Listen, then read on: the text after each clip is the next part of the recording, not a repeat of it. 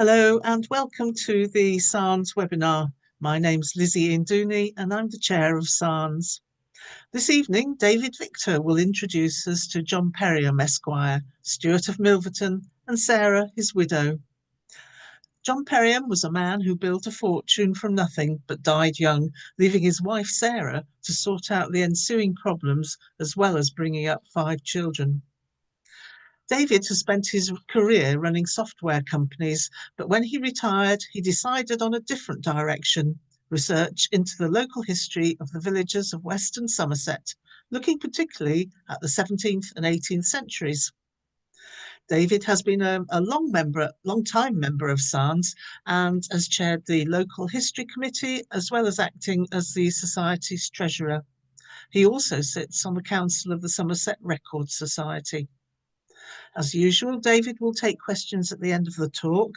To ask questions, you'll need to activate your chat button at the bottom of the page and type in a question. It's free to register for the talks, but a donation of £5 towards the ongoing costs of SANHS will be greatly appreciated. The donations button is on the SANHS website donations page. To make things easier, a link to the donations page will also be posted on the chat button at the end of the lecture. So, over to David.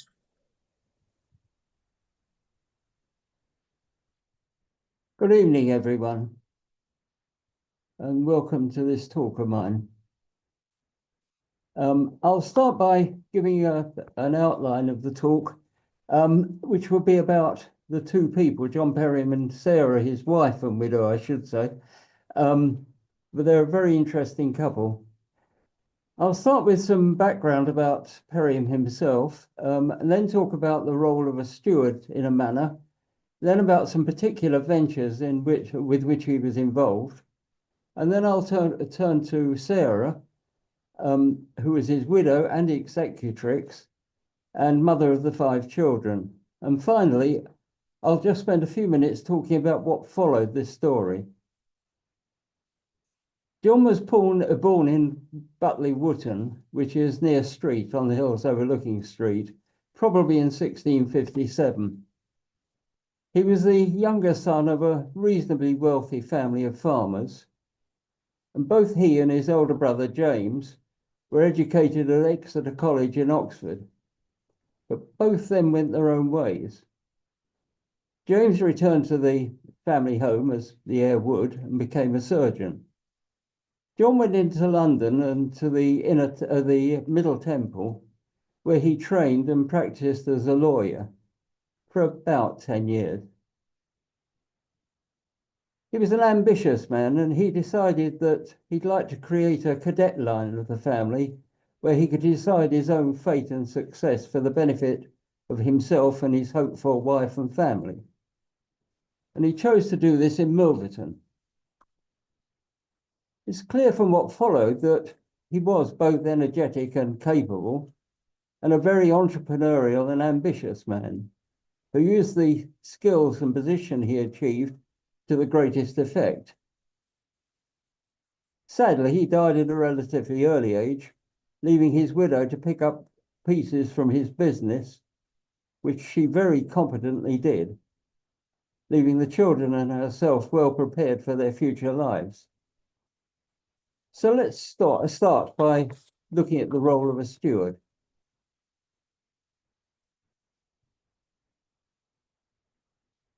The Crown held the manor and borough of Milverton, and their commissioners were the people who appointed the steward to the manor and borough. Up until 1688, that role had been held by a man called Aldred Seaman, but in 1688 he died, and 2 people applied for his job. One was a guy called John Wyatt, who was the Lord of Horse and a lawyer. The other was John Periam, who was a lawyer and lived in Milverton. And I think in some ways, unsurprisingly, they chose the one that lived in Milverton. So Periam was appointed, and he was appointed by letters patent. And this slide shows on the right-hand side the office copy of a photocopy of the office copy of that letter from the National Archives. It's difficult to read, so on the left-hand side, I've extracted the key parts of it, which are its date, 6th of September 1689, who it appoints, which is John Periam, as steward of the manor and the borough, and who signed the letters.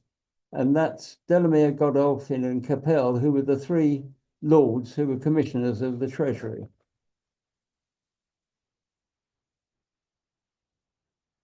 Typically, most of a steward's time would be spent on a manor where you had a manor and a borough, leaving the portrees to look after the borough. So I concentrated on the manorial tasks. And let's start by looking at the role of a manorial steward. The manorial steward was the lord's representative in the manor, because many lords, frankly, were absentee landlords. Many of them owned several manors, and they couldn't live in all of them, so they appointed stewards to do the job for them. The role itself was more supervisory than managerial, included overviewing various things. They overviewed what was going on legally and financially, the collection of rents and dues in the manor, and supervising other officials in the manor, such as the portreeve and the bailiff and the constable. In many manors, the key role concerned the court baron, which I've mentioned at the bottom. And this was a normally 3-weekly meeting of those in the manor that held land, and they all had a duty to attend. It was chaired by the steward, with a jury drawn from the senior members of the landholders. They took the senior ones because they wanted people who understood the customs of the manor well, and because manors were run on very fixed customs that were unique to that manor. And they were wrapped up in a thing called a custumal, the last one of which for Milverton was produced in 1553. Courts baron normally took place in courtrooms, as you might expect, and these were normally rather fancy rooms, and I've shown on the right-hand side of this a ceiling from Fitzhead Manor, which is not far away from Milverton, which had a very fancy ceiling, and it was there to impress the attendees on the importance of the manor and the importance of the lord. So let's go on to look at what the court baron did. The main activities are shown here. It was primarily concerned with land management and land maintenance. In other words, releasing land when somebody died back to the manor, and leasing land from the manor to members of the manor to be leaseholders. So it was the in and out of land and the control of land. It was also land maintenance in the sense that fences had to be kept, manure had to be applied regularly, liming had to be done, all kinds of things had to be done. And those were managed through the court baron, and people could be fined in the court baron for failing in those tasks.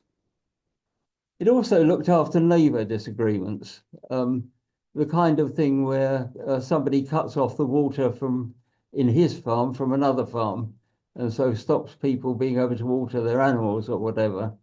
And that kind of disagreement often came up in a manor and was brought to the court baron to be solved by the jury.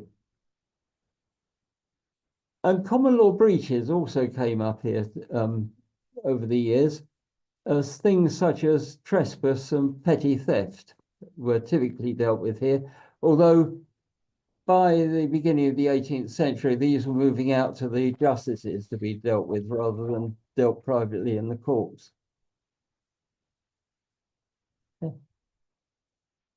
So that's the kind of typical manner.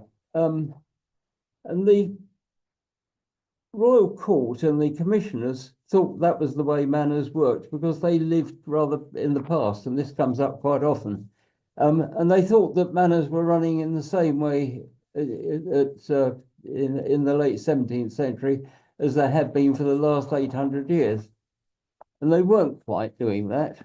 Following the upheavals of the 16th century and the Civil War in the 17th century, the traditional roles and structures of manors were changing. And that was very true in Milverton. The land that typically had been held and owned by the baron, by the owner, had in fact faded away and had been passed off to the people living in the manor. And they were trading it between themselves rather than through the court baron. So the role that Periam had in this manor was a relatively light one. He didn't have all these worries about land management. And that left him a lot of time to develop his other interests, which were quite diverse. And what's more, being a steward in a royal manor gave him a position, a status in the village and the surrounding countryside as a representative of the court. And these opportunities he grasped with both hands, and I'll try to show that to you over the next few slides.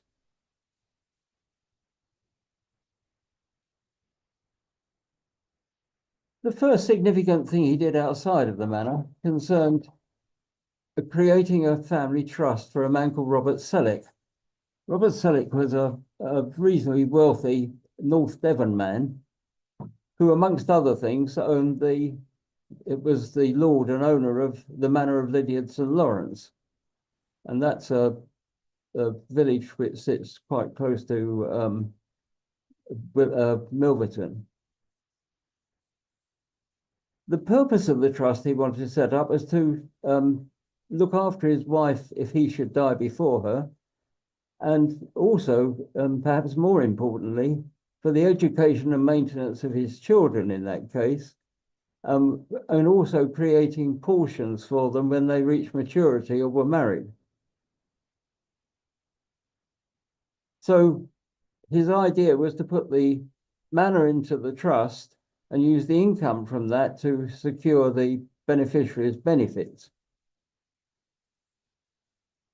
So John Periam took on the responsibility for doing that, created the documents to do it, and created the trust. And then there were 3 trustees to be appointed. One was Robert Selleck, who's the man who's paying for this, as it were. One was Robert Selleck's brother-in-law, and the third was John Periam.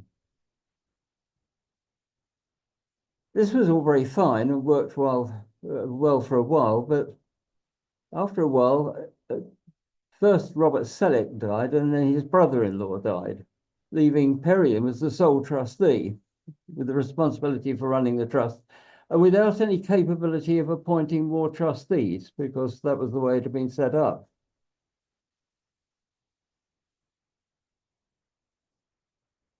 The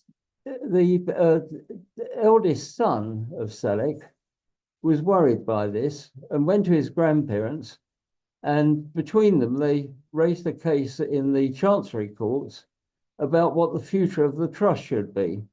They were, I think, worried that Periam might dump them in some way. Anyway, the heir and the grandparents brought a case in Chancery to assure the future of the trust. And the ruling established that Periam should stay on as a sole trustee. And what's more, he should assure the financial viability of the trust, either by, so if there was insufficient money to carry out the purpose of the trust, then he should borrow money against the asset of the manor, or should provide money himself. So that started, and it carried on for some years afterwards, and we'll come back to it in a moment. I'd like to go and look at another one of his activities, which concerns the Stawell family, or Stawell family. There's various ways of pronouncing this surname. Perhaps the best known member of the family was Sir John Stawell of Cottleston, who was the man who raised Somerset for the king at the time of the Civil War. Probably not a sensible thing to do, because he was captured soon afterwards and put in the Tower, and his property was taken away from him. Anyway, it was recovered in time. His grandson was John, the second Baron Stawell, who was born in 1668. And when he was 20, his father died, Ralph, and left him a fortune, and a really large fortune. It included 27 manors spread across the country, and many properties and things outside of it.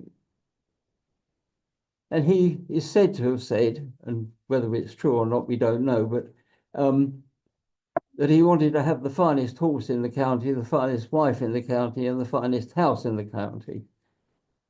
Now, of course, we don't know much about horses, but we can imagine that a man that was that wealthy had many horses and very fine horses. We do know something about his wife, who's pictured here. This was a lady called Margaret Cecil, who was the daughter of the 3rd Earl of Salisbury. So a nice title he bought. And she was one of Queen Mary's Hampton Court beauties. There were a circle of assistants to the Queen who were called the Hampton Court beauties, all of whom were painted by Kneller. And this is one of those paintings. So that was 2 points. The third point was the house. And that's where he started going wrong. His family house at the time was a Netherham or Lowham. And it had been his great-grandfather's house, a man called Hext, Edward Hext, of Somerton. And it was one of the best counties. It was generally accepted to be one of the best houses in the county. Anyway, John didn't think it was sufficiently good for him. And the first thing he did was pull the whole thing down and start all over again. And he designed a house that was, or sorry, he had designed for him a house that's said to have been 400 feet across the frontage, and enormous, 3 floors high. And building started on the house. And then there was a disaster in the sense that he died. He was 24 years old, 3 years after he'd inherited. The house was unfinished, but he spent his fortune. And he left enormous debts in doing so. The house was torn down, or sorry, the bit that was built so far was torn down apart from one archway. And this is that archway. And the buyers of the land decided that they wanted to use this to be the archway leading into their drive just outside Sparkford in a place called Hazel Grove House, which is a big house that sits on the hill outside Sparkford. So they took the arch to pieces, stone by stone, and had a long caravan of carts going backwards and forwards, moving it from Lowham to Sparkford. And there they rebuilt it. So they took it as the bottom of their drive, and there was a 1/4 mile drive from here up the hill to the house. But sadly, the Ministry of Transport in the 20th century decided to build the A303 across the middle of the drive. The result was that the gateway was orphaned. And it's now a Grade 2A building, which only is a gateway to a small field which has got 2 horses in it, which is owned by the lady who owns the red truck in the middle of the picture. It's an absolutely wonderful thing, and if you're in the area, you should go and see it. Anyway, our man John Periam saw there was an opportunity here because of the debts, the Parliament decided to pass an act which said all of the Stawell manors should be sold to repay the debts. And Periam got together with a man called John Southey, who lived at Fitzhead, the ceiling of which we saw just now. And between them, they put together £6,000 and they bought the manor of Bishop's Lydeard. Nice village, quite close to Milverton, which they divided up amongst themselves. Southey took a farm on the northern edge of it, and nothing else. And Periam was left with the entire manor apart from that one farm. And subsequently, Periam bought the manor of Ash Priors, which was the adjacent to Bishop's Lydeard, because it had a farmhouse in the middle, which he turned into his house. So let's go and look at another one of his opportunities. And that concerns a man called Sir John Bluett. The Bluett family for many years were major landowners in Devon and Somerset, and their family seat was at Holcombe Regis. And at the beginning of the 17th century, Sir John Bluett was the head of the family, dying in 1634. And he didn't have a male heir. He had 4 daughters. The problem was that the main part of the family fortune was entailed to the eldest male. So it went to his nephew rather than to his daughters. However, during his life, he had accumulated a small fortune of his own, partly inherited from his father, partly brought in by his wife when they married. So he had a fortune to leave to his 4 daughters, but he did it rather badly. He gave them a quarter of each asset rather than a quarter of the whole. So he took individual manors and said, you've got 25% of this each, and did that right the way across the things he owned. And one of the things he owned was Milverton. He owned the 100 of Milverton, he owned the manor of Milverton, and he owned the borough of Milverton. And at this point, an interesting man enters the picture, a man called Benjamin Woodruff. The interesting thing about him, I think quite extraordinary, he was both an FRS and a DD. In other words, he was a Fellow of the Royal Society, a scientist, and he was also a Doctor of Divinity. He was a Fellow of the Royal Society because he'd worked at Oxford with Peter Stawell, who was the first chemistry leader at Oxford University. And Woodruff was one of his close assistants in setting up this chemical operation. But he'd also taken a degree in divinity and got his doctorate. And he's sufficiently well known in that particular field to be the past chaplain of James II. So he was senior in 2 very different disciplines. And he also had a third string to his bow, and that is he was married to a lady who was a member of the Bluett family and knew about this split up of the estate. And he knew he could work out for himself that some of the people who owned bits of estate would be happy to sell them, whereas others would be trying to buy them from each other to put them together. Anyway, he went around the family and he managed to buy up pieces of Milverton. He bought half of the 100 and he bought 11/12 of the manor and the borough. Interesting fraction. But it turned out that one of the quarters had gone down a generation and been split up between 3 children. And one of those children was still very young. And it was impossible for anybody to deal with that property without an Act of Parliament. So he got 11/12 of the manor and borough.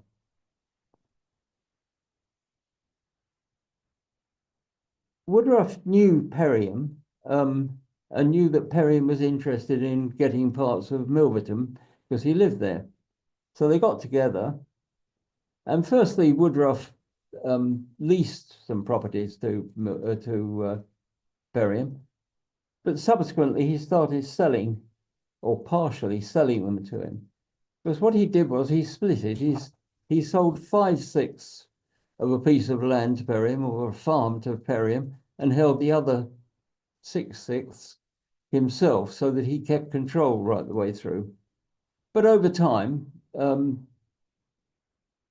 Periam built up a large partial holding, as it were, 5/6 of several hundred acres in Milverton. And he also built up a quarter interest in the 100. So he had a big vested interest in the manor. And the last one of these things I'll turn to is the Turberville family. The Turberville family came over from France at the conquest, and for a long time based themselves on the Welsh border. They became border lords. But later a cadet branch was set up in Dorset, South Dorset, which then spread down through Devon. And in the early 17th century, a man called John Turberville, one of them, was based at Sanford Peveril, just over the border from Somerset. And he purchased Gordon Manor. Now, Gordon Manor is roughly one half of the village of Tolland, which is between Wiveliscombe and Milverton. It's quite close by. He bought Gordon Manor in Tolland, and he then bought two other adjacent manors that are in the same valley, Piley and Holcombe. And he bought the whole thing really for his son. He wanted to set his son up in a position of power somewhere. He had a very nice arrangement in Devon. His son was, after he finished education, went to London, trained as a lawyer and worked there as a lawyer for some time. And then when he became first married, he moved down to Somerset and they refurbished the house at extraordinary level. And this is the courtroom where the court baron was held for the manors that he owned. And it's got this fantastic plasterwork, which really is quite extraordinary, I think. But again, it's to show the power of the man owning the house and the manors. And later on, he bought what's known as the Milverton Chantry estate. Anyway, so the younger John Periam moved into the house with his wife and young son, who was another John Periam. Sorry, John Turberville, not John Periam. These are all Turbervilles. Just so many Johns, I'm afraid. And John Turberville had a son called John Turberville, who also had a son called John Turberville, and all three of the John Turbervilles, one after another, lived the life of country gents in Gordon Manor. At the end of those, there was one called, no, we'll come to him in a minute. They lived a life of comfort, but I think it became quite apparent later in the century that the estate really wasn't big enough to satisfy either their ambitions or their appetites. And they started borrowing money. And over time, that borrowing got out of hand. And as things went further and further downhill, the main lender to them, or sorry, one person collected the loans together effectively, a man called Smart Goodenough, who was later Sheriff of Somerset. He foreclosed on them. He wanted to get his money back out. He thought he was on a loser if he wasn't careful. He foreclosed on them and he went out and he found a buyer, a man called Edward Galhampton, who was a farmer not very far away, who wanted to improve his lot. I should say in the background to this, John Periam also was one of the lenders through his position as a lawyer to Turbervilles. And he lent John Turberville III £2,000, and in return, in time, he got the Milverton Chantry lands. Then in 1711, while all this was going on, John Periam died suddenly, 54 years old. This is his tombstone in St. Michael's Church in Milverton.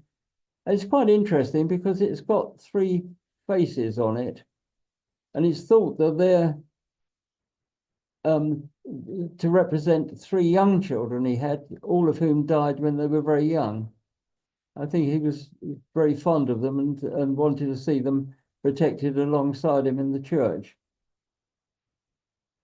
Anyway, I think this is a good point to say, well, how far John Turberville got by this time in his life. Well, he'd been steward of the manor and borough of Milverton for 2 periods of 10 years. He did 10 years, and then he was, the commissioners looked at what he'd been doing, said they liked it, and gave him another 10-year span.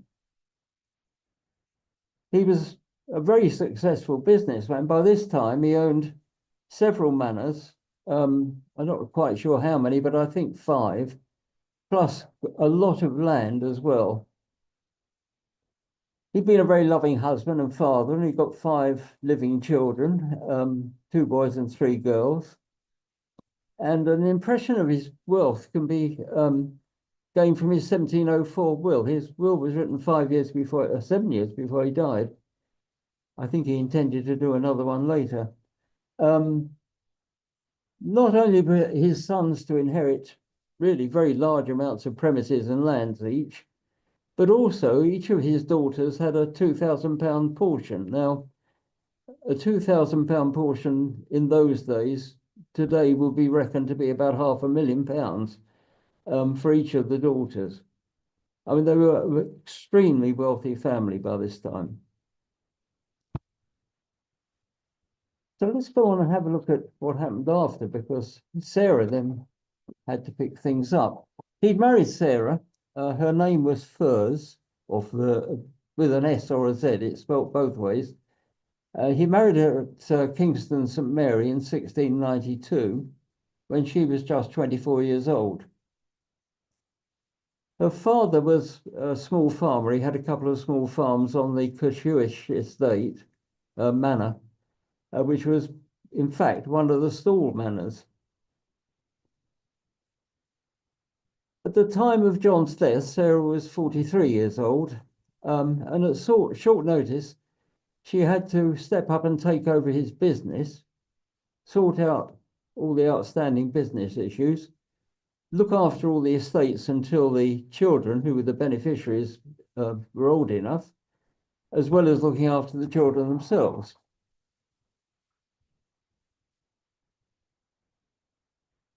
There were several things that she had to do. Well, the first thing she had to do as an executrix was pay for the funeral expenses and sort out the minor beneficiaries.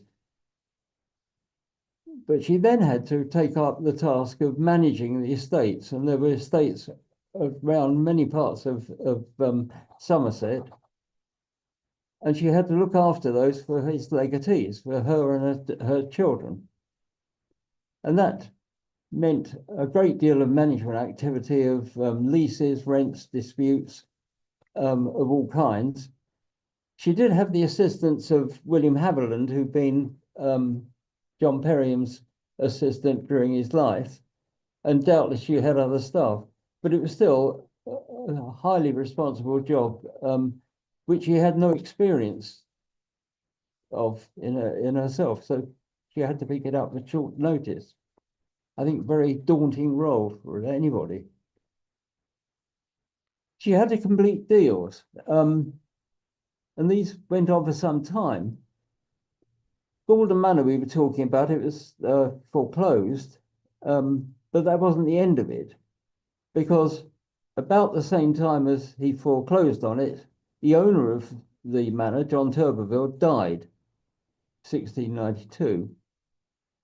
Then Edward Galhampton had trouble raising the money, and just about when he was ready to buy it, he died in 1703. So it was then pushed back a bit, and then it waited for Fortescue Turberville, who was currently in America helping to run the Virginia Company. He died in 1710 of an apoplexy, so it still hadn't been sold. And then, of course, Periam, the lawyer for the Turbervilles, died in 1711, so it was held back again. And by the time they found another buyer, in fact, it was 1720 before the manor was sold. So it took something like 25 years to achieve that sale. And Sarah had to be involved right the way through that because there was money to come from her when it was all sold. The Select Trust and Lydeard to Lawrence, well, similar kind of thing. Sarah, as executrix, had to take over John's role as trustee. And it wouldn't be until the early 1720s that the youngest beneficiary would reach maturity. And all that time, she had to manage the trust. As soon as she could, she passed it off to John, her eldest son, who was in his majority in the early 20s. And he soon started the process of recovering the manor and then selling it off to a man called Philip Hancock at Holcombe. And it was only then that Sarah could recover the legal fees, loans and interest that was due from all of these things for the estate.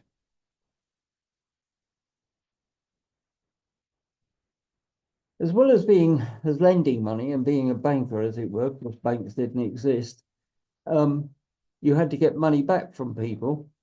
And this is a nice one, a man called Thomas Rich of Hartshow.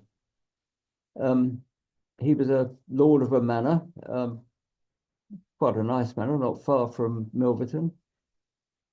He was a client of John's, and he was also a family friend.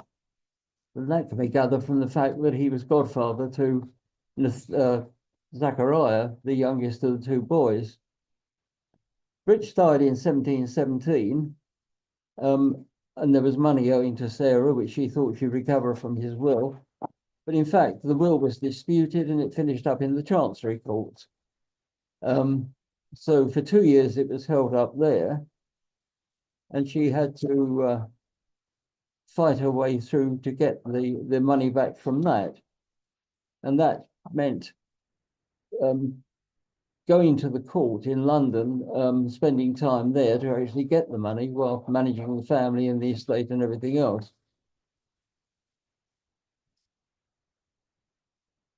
She also had cash coming in, which she had to invest. And she took up John's role in this and started lending it to people.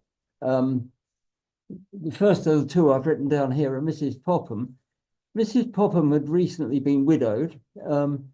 She had a jointure, which is money coming to you from your husband if he dies first, which was worth £12,000, a massive jointure based on some manors.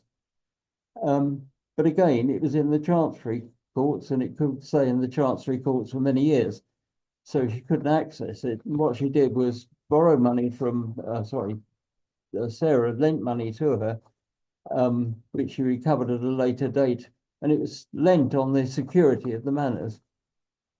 And it was £2,000, a significant sum of money again. Mrs. Risdon was somebody who was trying to make an estate. She was buying up bits of land here and there, putting them together, small farms, putting them together to make larger farms, to build what later became a supposed manor, Runwell Manor. Again, she lent money to her, £600, I think it was for this one, and it came back securely. It was against the land. And she lent money all over the place, Somerset and Devon, to many, many different people, men and women. And I think overall, these things that I've shown on this set of slides show how competent she was in running a business and keeping the whole thing going. And at the same time, she had children to look after. She was left with 5 children with ages varying from 9 to 16. And she had all the classical roles of a mother. She had to get the boys educated. She had to get them all suitably married. And she was very good at this, as far as we can see. The eldest of the interesting thing, the boys were last. So presumably they had to keep on with girls until they got to the boys, because this was a period where boys were always the heirs if you could possibly have boys. Anyway, Mary was the oldest of the daughters. She married a man called Christopher Lethbridge, who the Lethbridges were a well-known, well-established Devon family, and his grandfather had been the mayor of Exeter. They were well established in the county. They married first. They had one daughter, Elizabeth, who married a man called the Honourable Hugh Somerville. But sadly, she died in childbirth. They only had one child, which came from that childbirth. There was a man called John Southey Somerville, who became in time the 15th Lord Somerville, a Scottish title. But he died childless, so that line died out at that stage. Sarah married Thomas Lethbridge, who was the younger brother of Christopher Lethbridge. And that formed the line of succession, which became the Lethbridge baronets.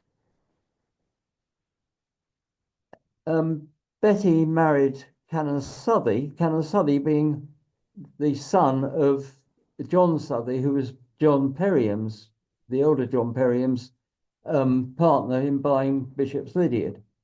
So it was all keeping it in the family.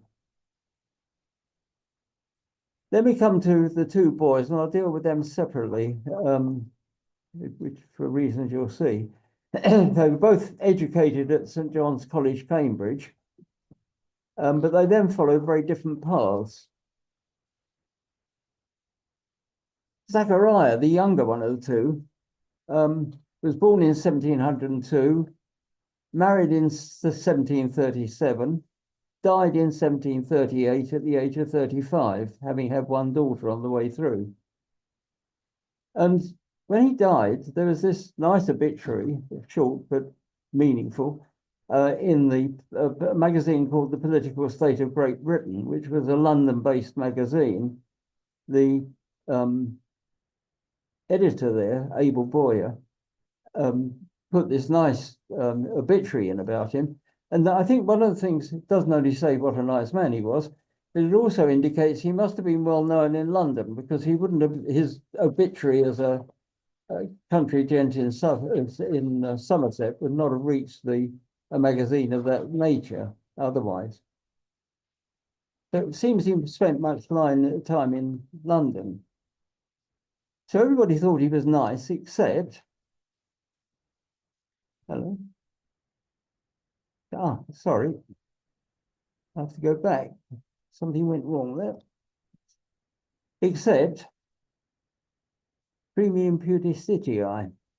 Now, this is a very different view of Zachariah. In 1741, after he died, a few years after he died, Mrs. Clark sued Mrs. Periam, his widow, for an annuity of £60 a year. It turned out that she'd been Zachariah's mistress for some years, although his wife didn't know about it. And he'd given her a promissory note for £60 a year annuity after his death. Whilst that's a little sad and somewhat sordid tale, it did raise a very important legal issue and produced court cases of great significance at the time. And that's where Premium Pudicitiae comes in, which translates as compensation for lost chastity. Mrs. Clark brought a case in Chancery saying that she'd lost her chastity to Zachariah, who seduced her. Mrs. Periam, thinking quickly, brought a counter case against her, saying that Mrs. Clark was nothing but a common prostitute. And this row went into the Chancery courts and went on for 4 years before it wasn't settled. It went on for 4 years with people arguing over the reality of the law and the meaning of the law and counter cases, previous cases. And it was only stopped in the end because the Lord Chancellor stepped in and issued a perpetual injunction on both cases, saying they should not go on anymore, and cancelling the promissory note. So that was Zachariah. And Zachariah's tombstone's exactly the same as his father's, and is next to his father's in St. Michael's Church. Again, it's got the three child's faces in it. That leaves John Periam, of Hill, the older brother, who completed his education at St. John's and then followed his father's footsteps. Went off to be a lawyer. He went to a place called the Pump Court in the Temple, which is a really high-powered, or was a really high-powered court at the time. And he did very well there. However, he seems not to have had his father's kind of entrepreneurial desires. And after a while, he just stopped practicing law and decided he'd rather practice being a country gentleman and retired to his farm, as it were. For many years, he was then a justice in Somerset, very often in court with Canon Southey, his brother-in-law. They very often worked together as joint justices. In 1737, he was Sheriff of Somerset.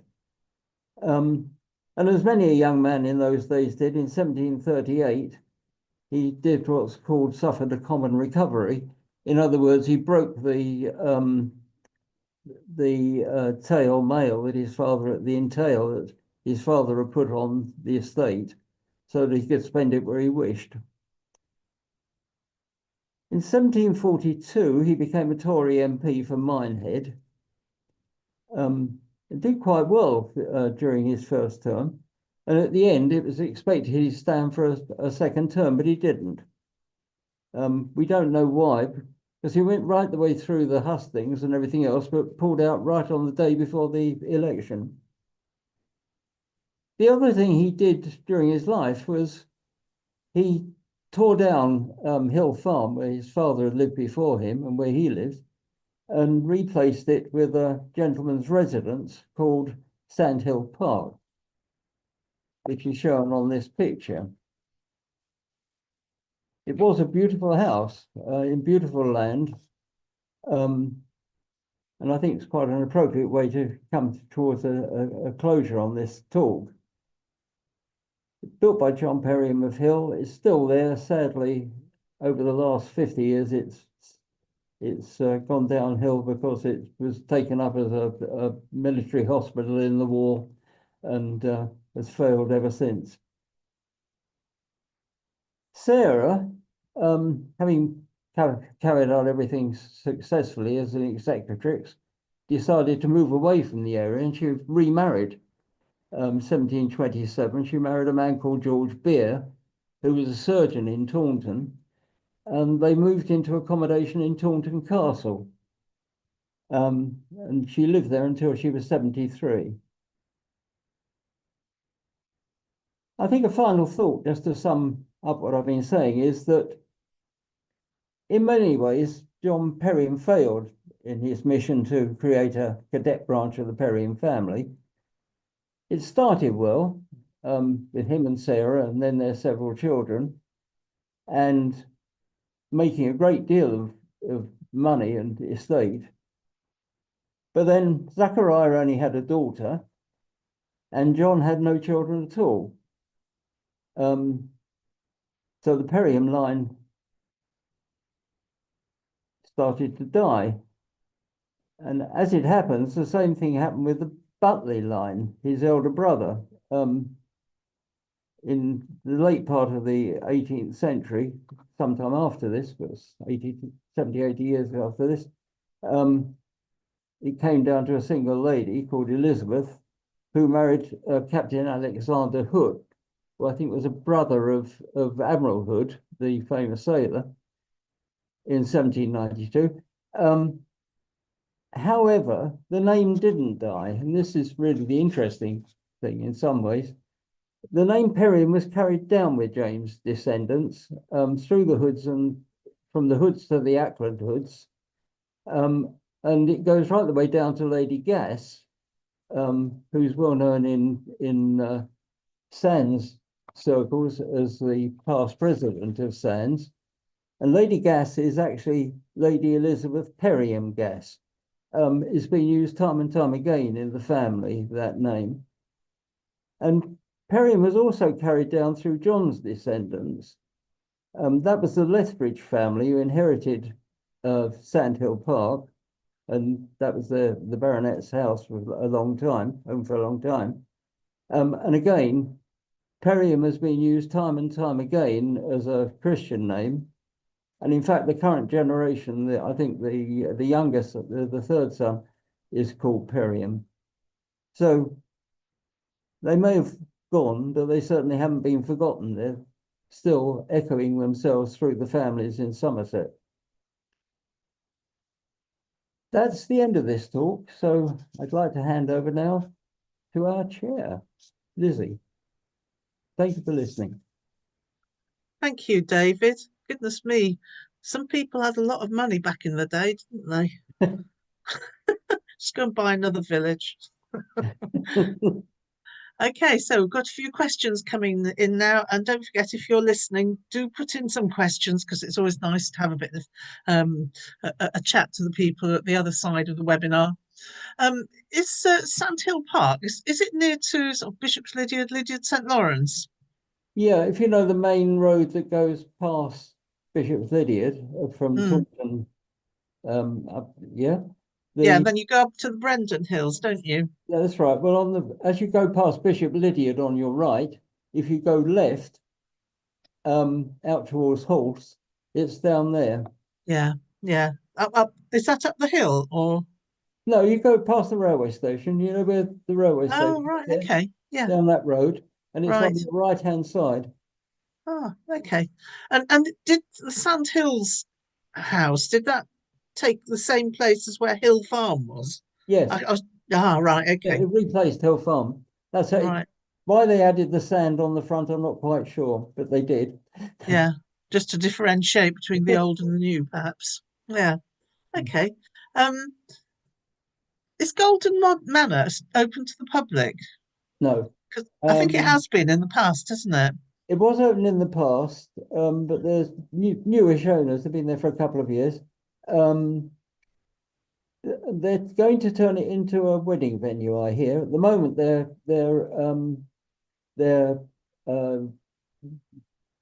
market. One of the things they do is market antiques, and they present them at the house. It's a perfect place to do it. But it's going to become a wedding venue, I believe. Oh, okay. Sounds very nice. Lovely. Okay.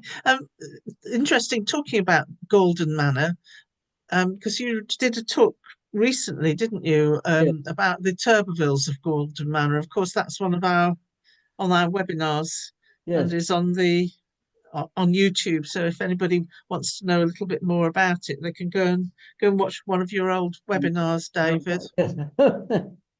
I think it's a lovely place. There's a lovely thing about it. The plasterwork downstairs is beautiful, but in the bedroom upstairs, they did a very ornate overmantel for the fireplace in the bedroom. And somebody came along at a later date and put a ceiling through the middle of it. Yeah, things go in and out of fashion, don't they?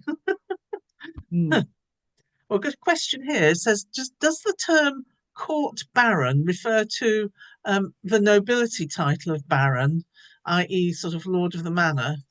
Yes, it does. So it's the same. Same derivation. Yeah. I believe it's the same derivation. I'm saying that. I haven't actually researched it. Yeah. It's very hard to understand the sort of setup in medieval times, really, isn't it? I find it hard understanding what a chantry court is and things like that. Chancery courts, yes. Yeah, and a question here that says, were courts barons similar to the hundreds courts? Similar, but a different level. Hundreds were superior. Courts baron were manorial. A group of manors went to form a hundred. Oh, right. Okay. 100 being 100 manors in a piece of land. It's 100. No, it's not 100 manors. 100 people. 100 people, 100 families. 100 people, yeah. 100 households. I thought it was 100 fighting people, but I don't know. I'm not a Oh, perhaps you're medieval. right. Yeah. Yes, because there's some very good old maps that always shows Somerset as split into the hundreds, which Yes, I that's right. think It's makes a lot changed more over time, sense. of course. Yeah. Okay, I've got some more questions coming in. Was there historically a manor house in Milverton? And if so, would it have been available to the steward? The answer to that is, I believe there was one. I saw something flash up just now saying there was one, and it's from Maggie Dinning, who's somebody who knows the ins and outs of Milverton's geography better than I do even. And she says there was one. It's at the north top, at the end of North Street, I think she said. Okay, yeah, the court at the top of the high street may have High Street, come sorry. was the manor house. So there we go. Very good. And also, we've got another question that says, do you have any idea to whom John Periam was articled to become an attorney? No, he wasn't articled. That it didn't work in that. Well, sorry, you could. No, you could be articled, but you weren't necessarily articled in the law courts in those days. You could just train by being there and dealing with people. It was very irregular. Yeah, sorry, it's really not my thing. Oh, very good. All right. Well, that sounds fascinating. I just can't believe how much money these people seem to have that they could just sort of, well, we'll just share a village out or we'll put it back together again and buy up the pieces. Some people were very, very wealthy. I mean, the Stawells were the ones that were the extraordinary people. There's a wonderful thing that was published recently in one of the Record Society leaflets about Sir John Stawell's funeral, which was an extraordinary parade. I forget, 2 miles long or something, which went from Lowham to Cotterston, which is 20 odd miles. With people riding with banners in the front and bands, and I mean the whole thing, extraordinary. Goodness. And meanwhile, at the other end of the social scale, there's a whole lot of people who haven't got very much money at all, presumably. Isn't that the world? Yes. Bit tragic, really, isn't it? Mm. Oh, well, I think that's actually been really interesting. And I actually enjoy your series of lectures about all the landowners in this area. And I think it helps put into perspective some of the large houses. You wonder who they all belong to, and it gives us some idea of what's been going on in the past. It is a county that has had a large number of very wealthy people with very large estates. Yes, I think that's what makes it a particularly beautiful county. Mm. Or perhaps they're here because it was beautiful. I have to say, I find it fascinating, Yeah. particularly in that period. But it depends Yeah, what turns you on. fantastic. Thank you ever so much, David. Not at all. And we'll wait for another one. Okay. Okay, so before we finish, we've got one or two. Don't go away, everybody, because we've got to advertise our next webinar, and that will be Amal Qureshi, who will be talking on the 24th of April about the Chew Valley Hoard. Now, you will probably have heard a little bit about the Chew Valley Hoard on the television. It's a hoard of coins dating from around the Norman conquest, and some of the coins are actually extremely rare. So 24th of April, and you get to listen to the beautiful Amal talking about the the Chew Valley Hoard. Sooner, we have on Saturday, actually, it's the SANHS Annual Archaeology Day, which will be taking place this year at Wales and Mendip Museum. So next Saturday, coming up very soon, the 29th of March, all day from 10:30, and there are some extremely interesting talks going on there. You don't have to book, you can just turn up on the door and it'll be £15 a person, and that includes refreshments but not lunch. And on the 8th of April, the Wyndham Picture House, which is getting increasingly popular with wonderful films to see. 8th of April, and that will be a film called Repo Man or Repo Man. And on the 10th of April, we have a visit to the South Somerset Heritage Centre in Yeovil. Now, you need to book for that, so do get in touch with the SANHS office. That should be very interesting. Visit to the place that isn't normally open to the public, so well worth it. Okay, so we hopefully see everybody at the next webinar on the 24th of April, if not before. Okay, then thank you and good night.